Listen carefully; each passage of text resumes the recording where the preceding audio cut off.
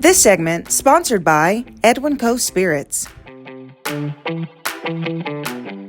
I am here at Edwin Coe Spirits, which is an artisan distillery located in Churubusco, Indiana. They offer craft spirits distilled here and distributed all throughout Northeast Indiana. I'm going to take you on the inside, talk to their owner, tour the place, and of course, taste their spirits. Let's do it.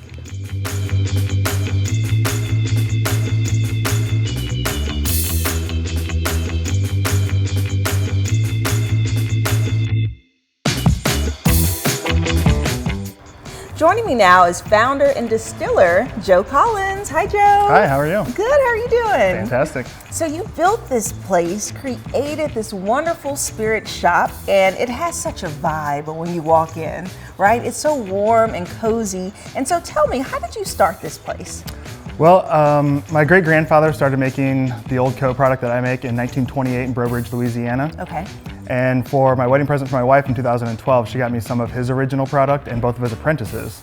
Oh. And we're on the honeymoon, and I thought, I shouldn't let this recipe die with Grandpa. Right. So I'm gonna get a hold of the apprentice and get the recipe and start making it at home. So wow. I have a little 5-gallon still there in the cocktail room and started cooking on the stovetop, and then in my garage, and upgraded. Now we have the 300-gallon still behind us. That's so cool that she was able to find the original. So I also heard from your wife that it started with moonshine. Is that right? Yeah. Back then? Yeah. Grandpa never had his permits.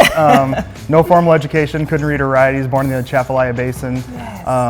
Yes. So that's fun. Yeah, and so passing it along and just really taking his reins in that sense, and then creating Edwin Coe Spirits. So where did the name come from?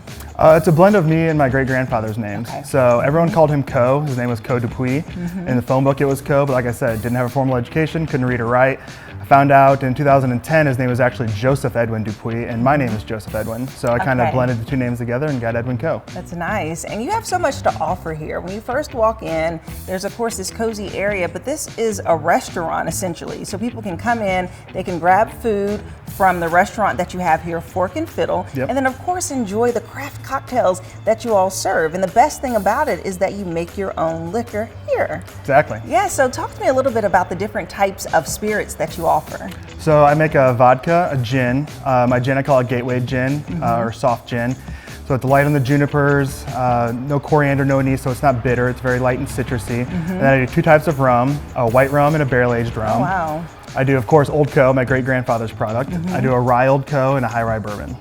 Wow, those are a lot of options, and I can't wait to dive deeper into learning more about what those spirits are and how you make them. And I see behind us there are so many barrels, and so every spirit that you provide actually goes through the barrels here? Any of the brown spirits. So any spirit you see that's brown has been aged in a barrel. It comes out of the still crystal clear, so anything vodka, gin, rum, those have not been aged, but everything else has been aged. Okay, and what's the vibe here? Like when people come and just enjoy your cocktails and taste your product, how do you feel when you walk in and see everyone enjoying your product?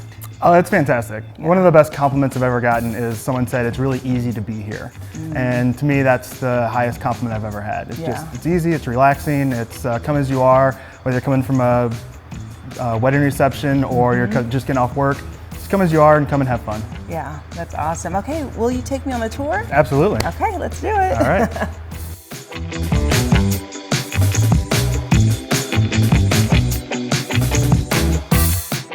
Okay, Joe, so this is what we see when we first walk in. So what is this entrance area? This is kind of a receiving area, the bar area. Used to be all seating, then we built a new bar behind us, so now it just has this little receiving area or overflow area. It's nice. It's like, okay, kind of greeting, kind of pick your games if you want to play something and kind of hang out if you're waiting for your Got a lot of nice photos, family photos of my great-grandpa, and the article on the wall about him over there. That was actually his cardiac surgeon painted that painting for him. Really? Yeah. Oh, I love the one in the rocking chair. That's great. Yeah. He has no cares in the world. No. I love it. And then over here you have your display. Yes, of your so we have all of our spirits. products, or not all of our products, but all the products that are available for purchase we have here. So we have our high rye bourbon, and of course our flagship Old Coe, and then our vodka, gin, rum, barrel-aged rum. There's a couple products that we're not selling right now because we're short until they've aged properly. So that is so awesome. And your product is in many stores, so people can go to to any liquor store, grocery store, and buy your stuff, right? Yes, we have about 400 points of distribution. So Cap and Cork, Belmont, Meijer, Target, Kroger, and then most of the bars and restaurants in the area. Yeah, okay, awesome. Well, let's keep looking. All right.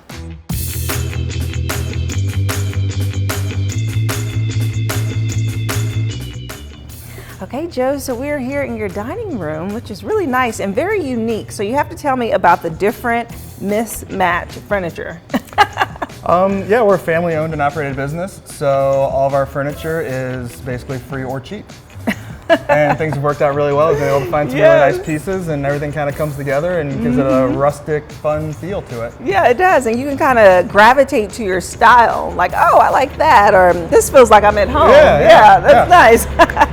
And then the space is so big and can seat so many people. I like the openness because you have so many open doors and windows, so there's a nice breeze that comes in. Yeah, it has a very pavilion feel. We have 5 overhead doors, so when they're all open, you get a nice breeze and the sunshine in, and it feels more like a pavilion, not stuck inside a building. Yes, and of course, we are surrounded by different areas of your distilling equipment. So like over here, you have your barrels. So is there something in each of these? Yes, all the barrels. There's a couple small ones that aren't full, but most of the barrels are completely full.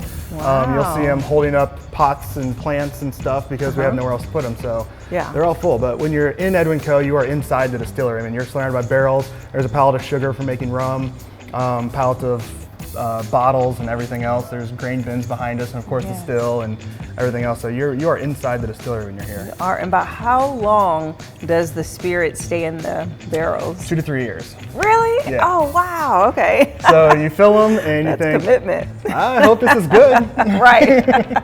you know when it goes in. Yeah, you know what the distillate is like when you put it in, so you know it's going to be. But it always takes on its own. Each barrel is unique. So even if you fill 6 barrels, when you go to harvest those 6, each one's going to taste a little bit different. Even if you fill them the same day and everything else, same batch. So they all have their own little characteristics to them. It's yes, that's so cool. Okay, and then back here, we see the big machinery. Yes. This is where all the magic happens. So talk to me about this a bit. So this is my new still. Well, it's about 2 years old now. Its name is Thelma. You name your stills after your grandmother's. So that would be my grandmother Coe's daughter, my great-grandfather who I make his whiskey. Yes. So this is our new 300-gallon hybrid production still. You can make everything from vodka, rum, aged spirits, whiskeys, anything. I have a dedicated gin still over in the corner, but this is our main production still here. Yeah, that is beautiful. Oh my goodness. And then over here is a nice little rustic wooden bar vibe. Yes. Look at this. And we have Kristen here, your wife. Hi, Kristen. Hello. What are you doing back here? I'm getting your flights prepared for the fun stuff. Yes. Oh, yes. We're going to taste some of your product. I can't wait. Yeah. Yes. And so this is where people come and get them a drink. Yep. Get a drink, or you can order at your tables, or use the QR codes on your phone and order yourself there. And yeah, awesome. And then you have an outside area that's so cute, so we have to go out there.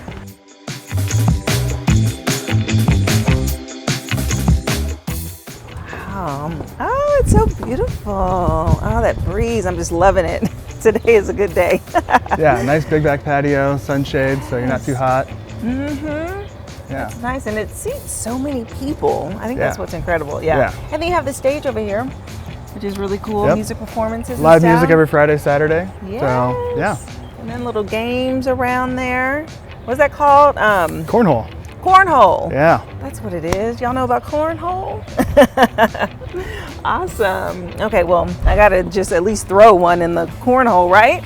If it's out here, you have to do it from way back here? Yeah. Oh my gosh. Okay. You can go first. All right. Ooh. A little far. Oh, okay. Almost. Oh, so close. So close. We're not that great, we are gotta we? work at it.